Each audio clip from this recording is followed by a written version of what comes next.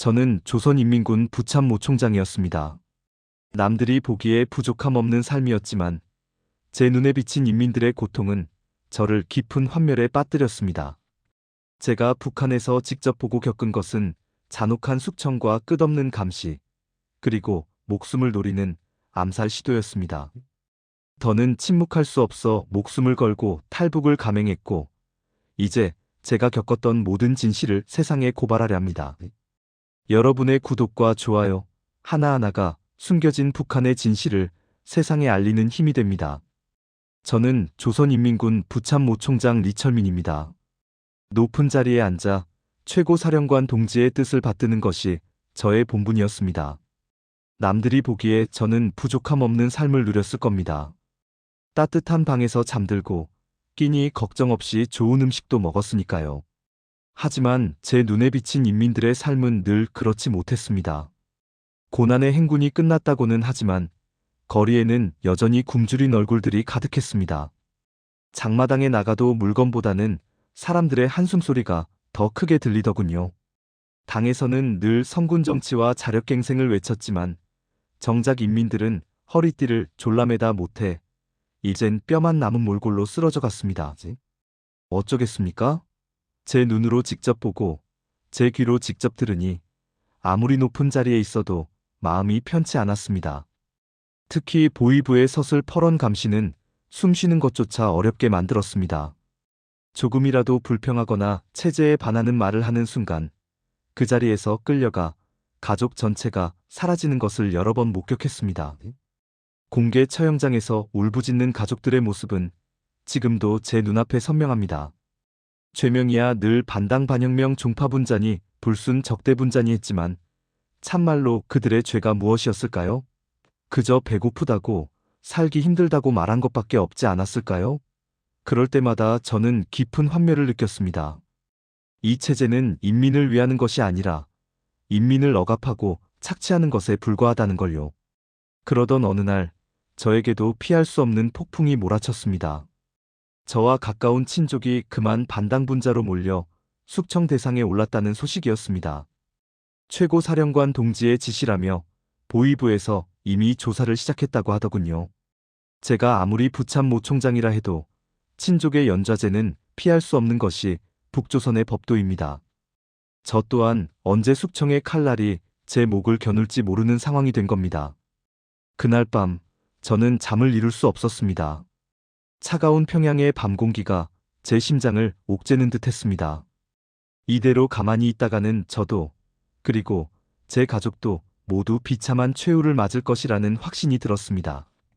더 이상 침묵할 수 없었습니다. 김정은 체제의 잔혹한 실상을 전 세계에 고발하고 제 가족들에게는 이 지옥 같은 땅이 아닌 진정한 자유를 찾아줘야겠다고 생각했습니다. 그것이 제가 할 수 있는 마지막이자 유일한 선택이었습니다. 목숨을 건 탈북. 참으로 고독하고 절박한 결단이었습니다.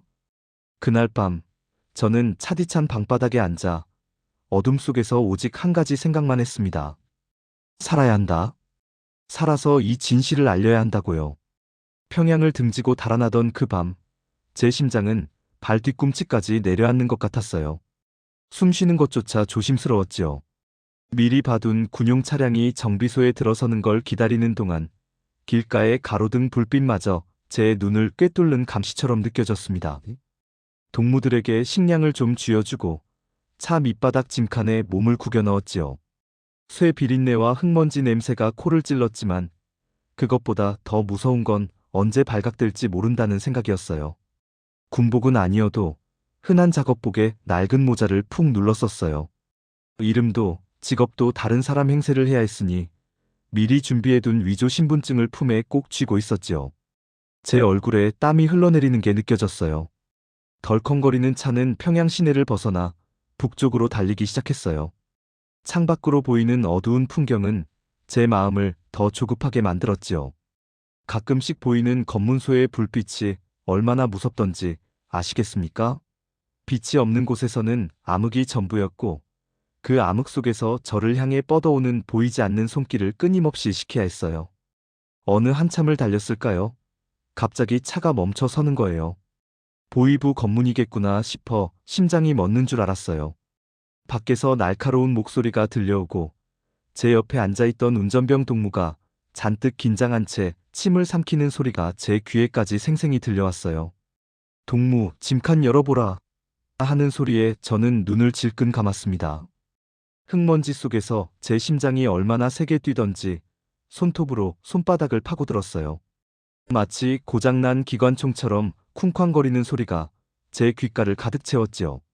다행히 운전병 동무가 능청스럽게 둘러대는 소리가 들렸고 잠시 후 차가 덜컹이며 다시 움직이는데 제가 살아있다는 게 믿기지 않더군요.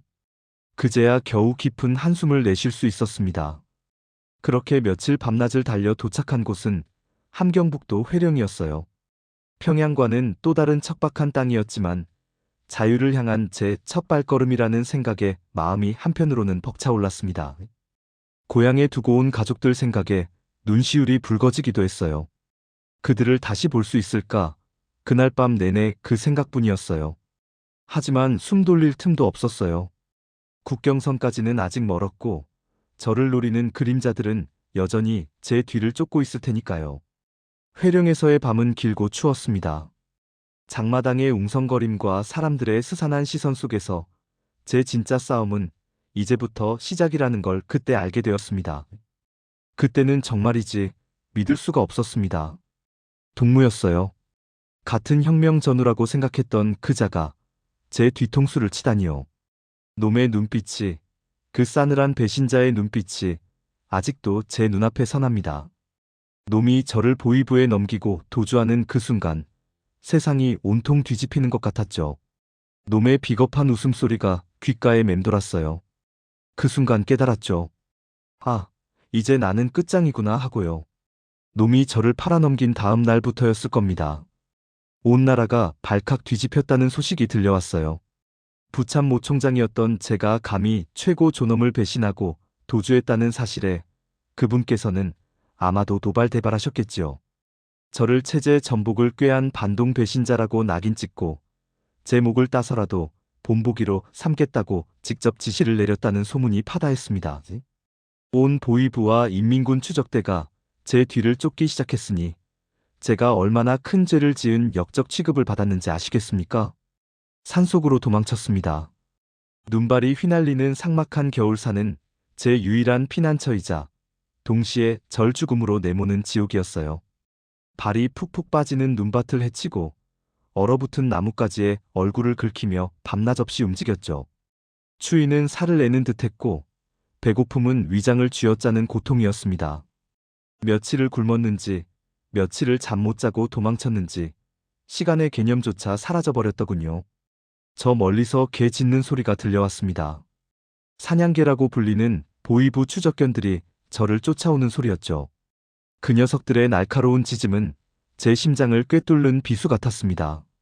나무 뒤에 몸을 숨기고 얼어붙은 강물을 건너며 흔적을 지웠어요. 얼음장 같은 물에 발이 닿는 순간 온몸에 피가 얼어붙는 듯한 고통이 밀려왔지만 멈출 수 없었습니다. 멈추는 순간 저는 죽은 목숨이니까요. 한 번은 바위 틈에 몸을 웅크리고 숨어 있는데 바로 제 머리 위로 보위부 병사들의 발자국 소리가 들리더군요. 흙먼지와 돌멩이가 제 얼굴로 떨어졌습니다. 숨을 꾹 참고 심장이 터질 것 같아도 움직일 수 없었어요. 그들의 거친 숨소리와 무전기 소리가 너무나 생생하게 들려왔습니다. 이 근처에 분명히 있다. 놓치지 마라. 그들의 목소리에는 저를 반드시 잡겠다는 광기 어린 집념이 서려 있었죠. 그 순간만큼은 정말 모든 것을 포기하고 싶었습니다. 하지만 제 가족들, 고향에 두고 온 처자식의 얼굴이 스쳐 지나갔습니다.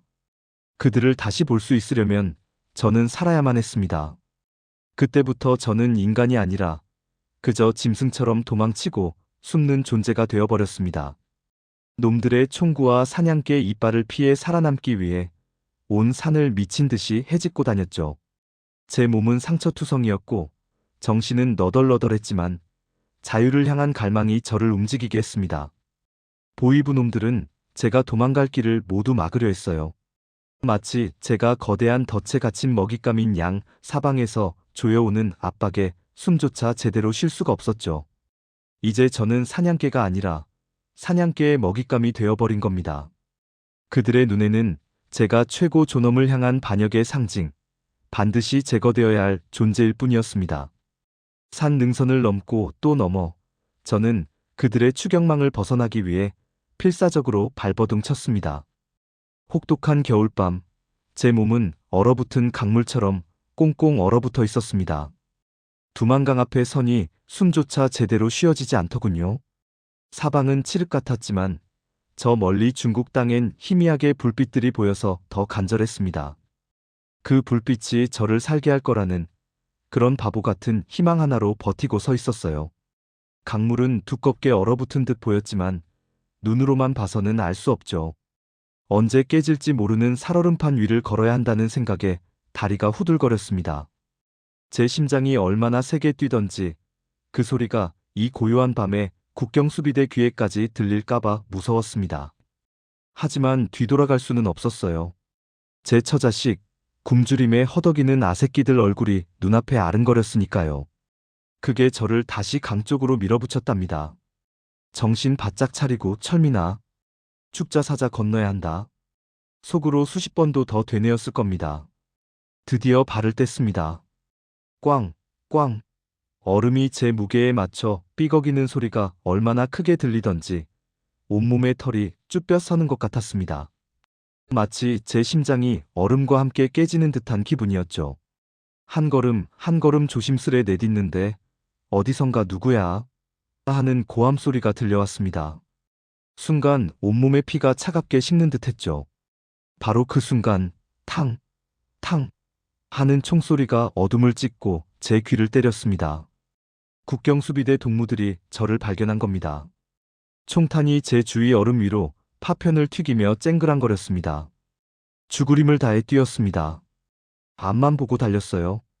얼음이 얇아지는 구간에서는 발이 푹푹 빠지기도 하고 미끄러져 넘어지기도 했지만 다시 일어서서 기어갔습니다. 차가운 얼음물이 제 바지를 적시고 손발이 얼어붙는 고통도 느껴지지 않았습니다. 오직 살아야 한다는 생각뿐이었습니다. 아이고, 우리 애들 보고 싶다. 아새끼들아. 얼음이 와장창 깨지며 제 몸이 강물 속으로 반쯤 빠지는 순간도 있었습니다. 그 차가움은 정말이지 온몸의 숨통을 조이는 것 같았습니다. 이대로 얼어 죽는 건가 싶었죠. 하지만 제 아내와 아들의 얼굴이 다시 떠올랐습니다. 여기서 죽을 수는 없었습니다. 죽자사자 발버둥 쳐서 다시 얼음 위로 몸을 끌어올렸습니다. 손가락이 얼어붙어 감각이 없었지만 필사적으로 기어갔습니다. 그렇게 얼마나 시간을 헤매었을까요? 몸은 이미 한계에 다다랐고 정신도 오락가락했습니다. 저 멀리 희미하게 보이던 불빛이 점점 가까워지고 있었습니다. 마지막 힘을 짜내어 강둑으로 기어 올라갔습니다. 맨손으로 흙과 얼음을 움켜쥐고 온몸을 던져 간신히 두 귀에 올라섰습니다. 중국 땅이었습니다.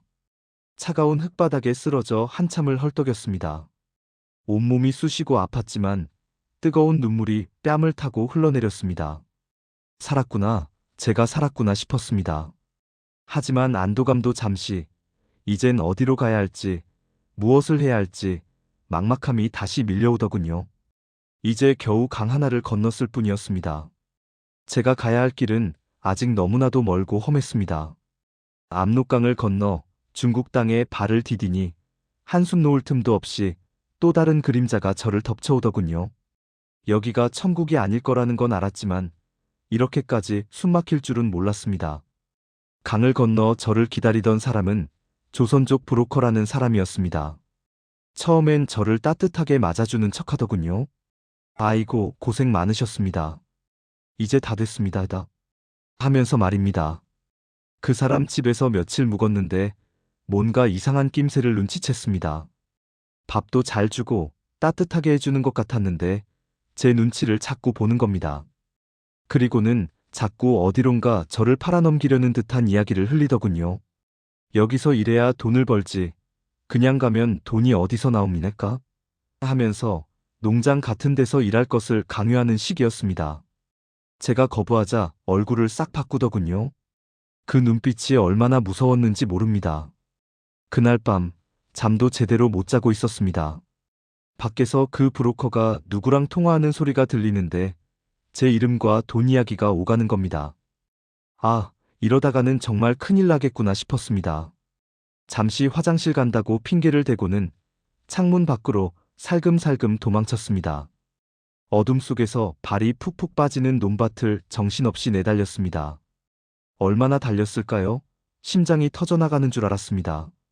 뒤에서 누가 쫓아오는 소리가 들리는 것 같아 자꾸 뒤를 돌아보게 되더군요. 다시 혼자가 되니 막막했습니다. 겨우 인신매매의 덫에서 벗어났는데 이제는 어디로 가야 한단 말입니까? 어렵사리 다른 탈북 조직에 연락이 닿았습니다. 그런데 이 사람들도 만만치 않더군요. 만나자마자 저를 위아래로 훑어보더니 대뜸 돈부터 요구하는 겁니다. 선생님, 지금 이 길은 보통 길이 아닙니다. 돈이 없으면 한 발자국도 못 갑니다. 제가 가진 돈은 이미 국경을 넘을 때 거의 다 써버린 상태였거든요. 그들이 요구하는 돈은 제가 평생 만져보지도 못한 거액이었습니다. 돈이 없다고 하니 제 목숨이라도 담보로 잡겠다는 식으로 말하더군요. 그들의 눈빛에서는 인정이라곤 찾아볼 수 없었습니다. 엎친 데 덮친 격으로 중국 공안의 감시는 또 얼마나 삼엄한지 모릅니다. 길을 걷다가도 식당에서 밥을 먹다가도 자꾸만 주변을 살피게 됩니다. 한 번은 버스를 타고 이동하는데 갑자기 검문이 시작되는 겁니다. 심장이 발끝까지 내려앉는 기분이었습니다. 얼른 고개를 숙이고 곁에 앉은 중국인 아주머니 뒤에 숨어 없는 사람처럼 있었습니다. 다행히 저를 붙잡지는 않았지만 그 순간의 공포는 정말이지 잊을 수가 없습니다. 언제 어디서 잡힐지 모른다는 불안감이 저를 미쳐버리게 만들었습니다. 머리를 짧게 자르고 낡은 중국 옷을 사입었습니다. 말도 조심하고 눈도 마주치지 않으려고 애썼습니다. 그렇게 낮에는 공사장 같은 데서 잠깐씩 일하고 밤에는 인적 드문 곳에서 잠을 청하며 숨어 지냈습니다. 배고픔은 기본이고 잠도 제대로 못 자는 날들이 이어졌습니다. 고향에 두고 온 가족들 생각에 눈물도 많이 흘렸습니다. 과연 제가 이 지옥 같은 곳에서 살아남아 자유의 땅으로 갈 수 있을까 수없이 자문했습니다. 하지만 저는 포기할 수 없었습니다. 저의 삶, 저의 자유는 물론이고 고향에 두고 온 가족들을 위해서라도 꼭 살아서 가야 한다고 마음먹었습니다. 비록 몸은 지치고 힘들었지만 제 마음속에는 꺼지지 않는 불씨가 남아 있었습니다. 이제 저는 또다시 어디론가 떠나야 했습니다. 돈을 마련하고 공안의 눈을 피해 더 안전한 길을 찾아야만 했습니다. 제가 북조선에서 넘어오고 나서 말입니다. 숨 돌릴 틈도 없이 말이에요. 그 정권이 저를 가만두지 않더군요. 저를 배신자라고 반동이라고 낙인을 찍어버렸습니다. 국경을 넘나들면서까지 제 목숨을 노리더군요. 제가 자유를 찾아 나선 것이 그들에게는 용납할 수 없는 일이 된 겁니다. 어느 날이었어요. 새로운 접촉원을 만난 자리에서 말입니다. 저를 환대하면서 따뜻한 차 한 잔을 권하더군요. 별 생각 없이 마셨습니다.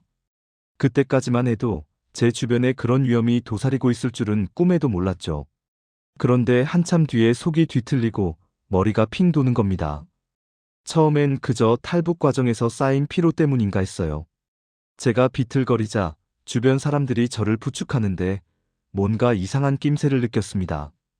그들의 눈빛이 미묘하게 흔들리는 것을 봤거든요. 나중에 알게 됐죠. 그 차에 독극물이 들어있었답니다.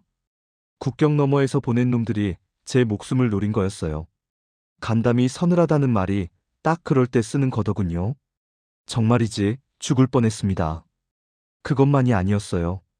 탈북민들을 돕는다는 브로커들을 만날 때도요. 항상 경계를 늦출 수가 없었습니다. 그 사람들 얼마나 친절한지 모릅니다.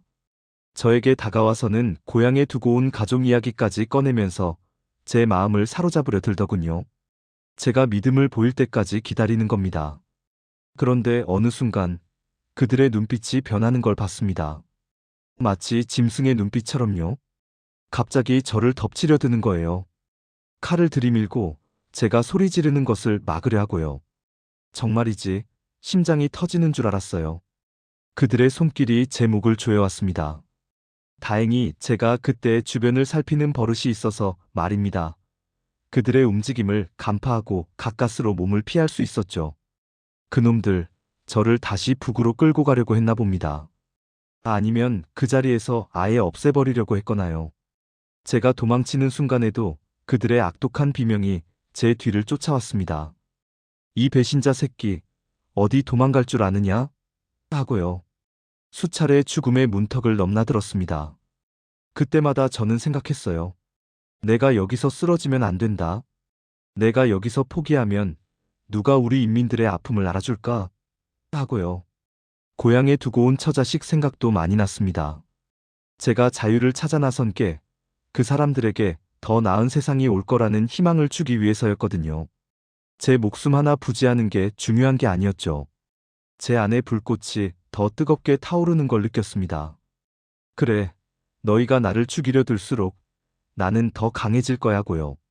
제 의지는 더욱 굳건해졌습니다. 밤마다 꿈에서 그들의 눈빛이 저를 쫓아오는 것 같았어요. 잠을 이루지 못하는 날들도 많았습니다. 하지만 저는 압니다. 제가 살아남아야 할 이유가 너무나도 많다는 걸요.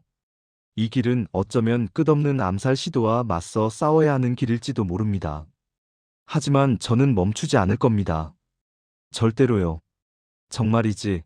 그때는 제 목숨이 하루하루 바람 앞에 등불 같았어요. 중국 땅에 있지만 북조선 국가보위부 놈들이나 중국 공안원들 눈에 띄는 건 시간 문제라는 걸 너무 잘 알고 있었거든요.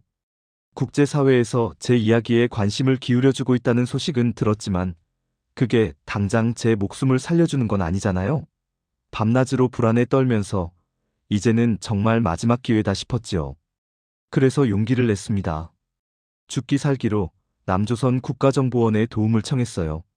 얼마나 위험한 짓인지, 만약 발각되면 어떻게 될지 생각하면 온몸이 떨렸지만 더 이상 물러설 곳이 없었지 뭡니까?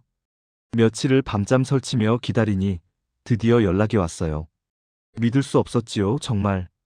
약속 장소는 사람 없는 허름한 창고였어요. 칠흑 같은 밤, 주위는 온통 컴컴한데 제 심장은 밖으로 튀어나올 것만 같더군요. 차 한 대가 소리 없이 다가오고 그림자 같은 두 사람이 내렸습니다. 깔끔한 옷차림에 예리한 눈빛, 딱 봐도 보통 사람들은 아니었어요. 남조선 정보기관 요원들이라고 자신들을 소개하는데 그 순간에야 비로소 제가 진짜 도움을 받고 있구나 싶었지요. 그분들은 정말 침착하고 냉철하게 마지막 탈출 작전을 설명해 주셨어요. 어떻게 이동하고 어디서 기다리고 무슨 일이 있어도 당황하지 말라고요. 아시겠습니까? 그분들의 눈빛에서 강한 신뢰가 느껴졌습니다. 그 밤은 제 인생에서 가장 길고도 짧은 밤이었을 겁니다. 작은 화물차 뒤에 몸을 싣고 덜컹거리는 진동 속에서 숨죽이고 있었어요. 앞뒤로 남조선 요원들이 탄 다른 차들이 저희를 호위하고 있었고요. 어둠을 뚫고 달리는 차창 밖으로 가끔 보이는 헤드라이트 불빛이 마치 저를 쫓아오는 공안의 눈빛 같아서 온몸에 소름이 돋았습니다. 좁은 공간에서 땀은 비 오듯 쏟아지고 제 손에서는 식은땀이 멈추지 않았어요. 그러다 갑자기 차가 급정거를 하더군요. 쾅 하는 소리와 함께 밖에서 고함이 들렸어요. 정지. 검문이다. 중국 공안 순찰차였나 봐요. 제 심장이 멎는 줄 알았습니다. 이제 끝인가, 여기서 잡히는구나. 온갖 절망적인 생각이 머릿속을 스쳤습니다. 그런데 우리 요원분들이 능숙하게 상황을 정리하더군요.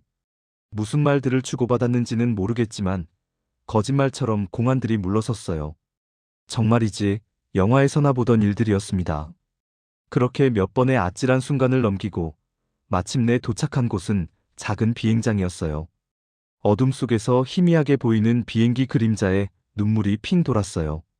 이제 정말 살 수 있구나. 비행기에 오르는 순간 제 발이 땅에 닿지 않는 것 같았어요. 이륙하는 비행기 안에서 저는 창밖을 내려다보며 아무 말도 할 수 없었습니다. 고향 땅, 압록강, 두만강 그 모든 고통과 그리움이 스쳐 지나갔습니다. 그리고 마침내 비행기가 착륙했습니다. 문이 열리고 제가 발을 디딘 곳은 바로 대한민국 땅이었습니다. 따뜻한 바람이 제 얼굴을 스치는데 그 공기마저도 너무나 자유롭고 달콤하게 느껴졌어요. 온몸의 긴장이 일시에 풀리면서 그 자리에서 무릎이 꺾이는 줄 알았어요. 정말이지, 그동안의 모든 고난과 고통이 한순간에 눈물로 터져 나왔습니다. 살아남았다는 안도감, 그리고 드디어 자유의 땅에 왔다는 감격에 목이 메어 아무 소리도 낼 수 없었습니다. 남조선에 처음 발을 디뎠을 때 말입니다. 눈앞에 펼쳐진 모든 게 꿈 같았어요. 고층 건물들이 하늘을 찌르고 밤에도 환하게 불을 밝힌 상점들, 도로를 가득 메운 자동차들, 제가 살던 세상과는 너무나 달랐죠. 처음엔 그냥 신기하고 좋았어요. 배불리 먹을 수 있고 원하는 대로 말할 수 있다는 게 얼마나 큰 행복인지 아시겠어요? 근데 시간이 좀 지나니까요. 마냥 좋지만은 않더군요. 여기 사람들은 제가 쓰는 말도 조금씩 다르다고 하고 말투에서 북한 사람 티가 난다고 그랬어요. 텔레비전을 봐도 이해하기 어려운 말들이 많고 길거리에는 처음 보는 글자 투성이었죠. 자유롭긴 한데 동시에 낯선 세상에 홀로 던져진 기분이었어요. 문화적 혼란이라는 게 이런 건가 싶었죠. 무엇보다 힘들었던 건 가족 생각이었어요. 제가 떠나온 후로 우리 어머니는 어떻게 지내실까? 어린 조카들은 배라도 골치 않을까? 밤마다 잠을 이룰 수가 없었답니다. 제가 자유를 찾아왔다고는 하지만 제 사랑하는 가족들은 여전히 그 어둠 속에 갇혀 있는 거잖아요. 제가 여기서 호의호식하는 게 죄스러운 마음이 들기도 했어요. 저를 살려준 고마운 분들도 많았지만 그 감사함 뒤에는 늘 이 죄책감이 그림자처럼 따라붙었죠. 그러다 문득 이런 생각이 들었어요. 제가 여기에 온 것이 단순히 저 혼자 잘 살겠다고 온 것만은 아닐 거라는 생각을. 제게는 제가 직접 겪은 그 북한의 참혹한 현실을 알릴 사명이 있다는 것을요. 김정은 정권이 얼마나 잔인하고 비인간적인지, 우리 북한 주민들이 어떤 고통 속에서 살아가고 있는지 세상 사람들에게 알려야 할 의무가 저한테는 있다는 것을 깨달았어요. 처음에는 두렵기도 했어요. 제가 나선다고 뭐가 달라질까 하는 회의적인 생각도 들었고요. 하지만 제 가족들을 생각하고 제가 두고 온 수많은 동포들을 생각하니 더는 침묵할 수 없겠더군요. 저는 용기를 내어 세상 앞에 섰어요. 마이크를 잡고 제가 겪었던 이야기들을 하나하나 꺼내놓기 시작했죠. 배고픔에 시달리던 어린 시절부터 감시와 통제 속에서 숨죽여 살았던 시간들, 그리고 자유를 찾아 목숨 걸고 탈출했던 그날의 이야기까지 말입니다. 제 이야기는 제 개인적인 고백이기도 했지만 동시에 김정은 정권의 민낯을 드러내는 증언이기도 했습니다. 제 목소리가 전 세계에 울려 퍼질 때마다 저는 작은 희망을 보았어요. 비록 제가 하는 일이 거대한 산을 옮기는 것처럼 느껴질지라도 이 작은 목소리들이 모여 언젠가는 북한 땅에도 자유의 햇살이 비치리라 믿습니다. 제 사명이 외롭고 힘든 길이라는 것을 잘 알아요. 하지만 저는 멈추지 않을 겁니다. 제가 살아남은 이유가 바로 이것이라고 생각하니까요. 우리 동포들이 인간다운 삶을 살 수 있는 그날까지 저는 제가 할 수 있는 모든 것을 다 할 겁니다. 제 목소리가 그들에게 가닿아 작은 위로와 희망이 되기를 바라는 마음으로 말이지요.